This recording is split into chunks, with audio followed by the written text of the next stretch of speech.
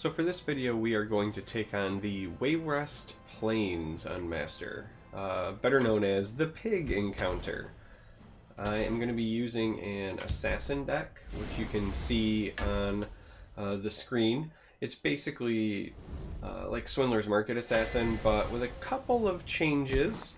There are 2 pigs that you have to protect on Master as opposed to just 1, and the primary changes to the deck are that we are looking for Close Call and for Forsworn to bounce the pigs to our hand. So we run some draw mechanics, we run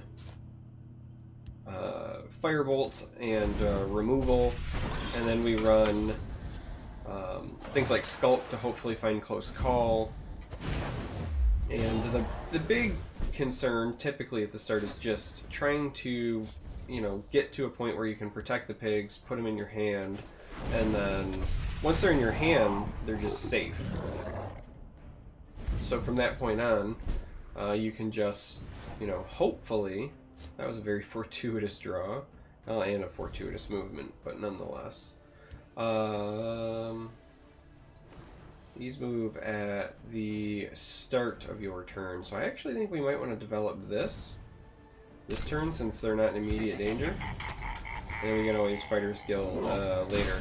But basically you're just trying to get to a point where these are in your hand and then you just play it like any normal matchup. But it's kind of proven to be moderately difficult to make that happen this time around.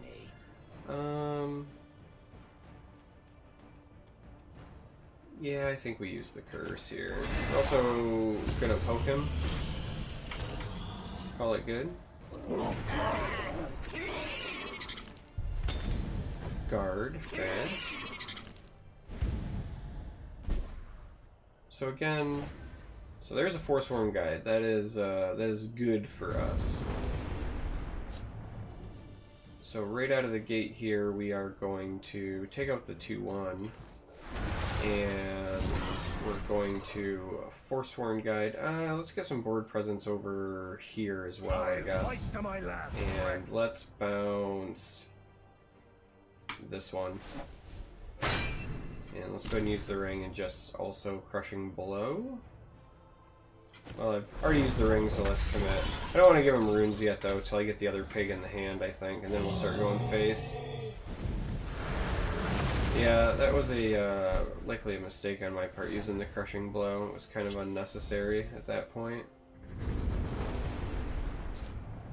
It's not the end of the world, but it's also was not the best turn. Let's go ahead and use our Smuggler's Hall and see what we got here. Maybe we'll get lucky and pull a Close Call ourselves to just deal. No, but we got a lot of good stuff. We got a lot of good stuff.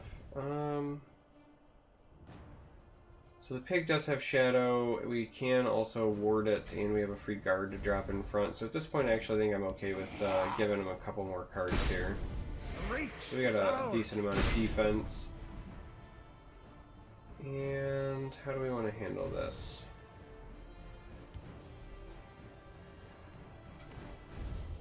Let's just go with a Dwarven Spider for now. And call that good. Be better if we had a Swindler's Market, but if we can protect this, that's great. Alright, so that's moderately annoying. Alright, so we got a Schemer.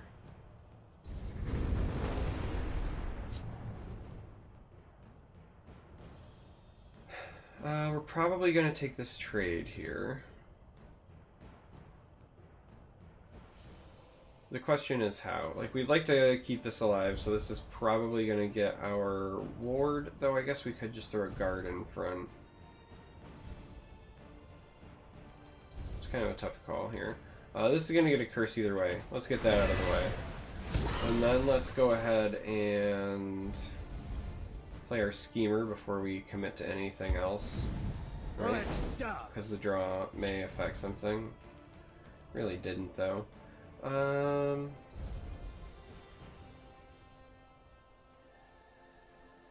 Fair enough. let's put this in front here.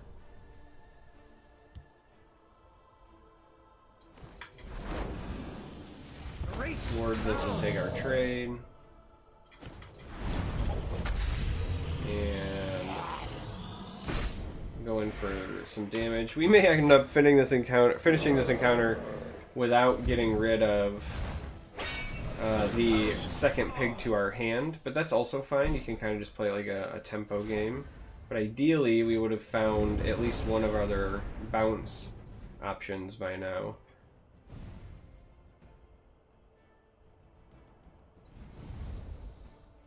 Ideally. But again, not looking like that's the case. So, we do have a Curse and then Schemer Trade available over there. Let's go ahead and throw a Curse. And then Smuggler's Haul will still not overdraw us. So let's go ahead and actually do that and see what we get before we make more decisions. Come on, close call. No close call again. Fair enough. A couple of improvised weapons, though. We did not get another lesser ward, which is a bit of a bummer. So gotcha. Let's take the Schemer Trade. A couple of different ways that we could do this.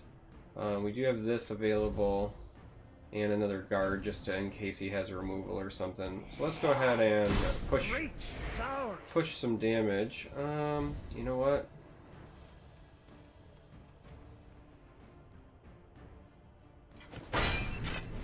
This pig wants some weapons, I think, too. You know, because why not? The reach is ours. Push some damage, and then let's just go ahead and throw a couple of guards up. So as you can see, I guess you don't technically need to bounce both pigs, but that's certainly what the list is intended to do. This single Murkwater Shaman has been doing a massive amount of work for us, though. So we do have that working in our favor. We actually should be able to push lethal potentially with the Hex Mage.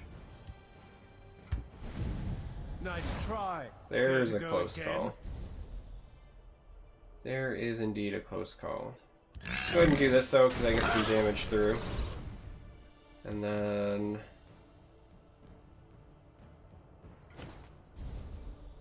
let's go ahead and get this out of the way as well.